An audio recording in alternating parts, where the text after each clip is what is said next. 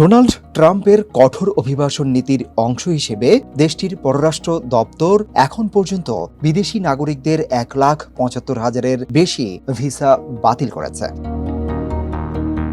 সোমবার এক বিবৃতিতে মার্কিন পররাষ্ট্র দপ্তর জানায়, ভিসার শর্ত লঙ্ঘন, অপরাধে জড়ানো, মার্কিন নাগরিকদের বিরুদ্ধে সহিংসতার আহ্বান, আমেরিকানদের সঙ্গে প্রতারণা, অভিবাসন ব্যবস্থার অপব্যবহার কিংবা জাতীয় নিরাপত্তার জন্য হুমকি তৈরি করা বিদেশিদের ভিসা বাতিল করা হয়েছে। দপ্তরের তথ্য অনুযায়ী বেশিরভাগ ভিসা বাতিলের ঘটনা ঘটেছে আইন প্রয়োগকারী সংস্থার মুখোমুখি হওয়ার পর। এসব ক্ষেত্রে হামলা, মদ্যপ অবস্থায় গাড়ি চালানো, চুরি ও মাদক সংক্রান্ত অপরাধ ছিল প্রধান কারণ। পররাষ্ট্র দপ্তর কয়েকটি গুরুতর মামলার কথাও উল্লেখ করেছে।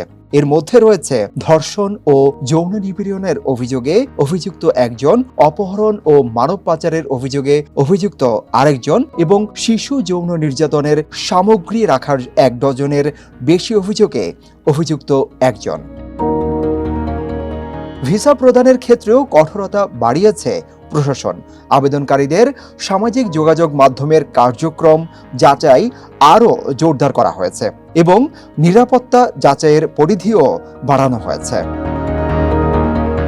তবে ট্রাম্প প্রশাসনের এই সামাজিক যোগাযোগ মাধ্যম যাচাইয়ের উদ্যোগের সমালোচনা করেছেন অধিকার কর্মী ও মানবাধিকার বিশেষজ্ঞরা।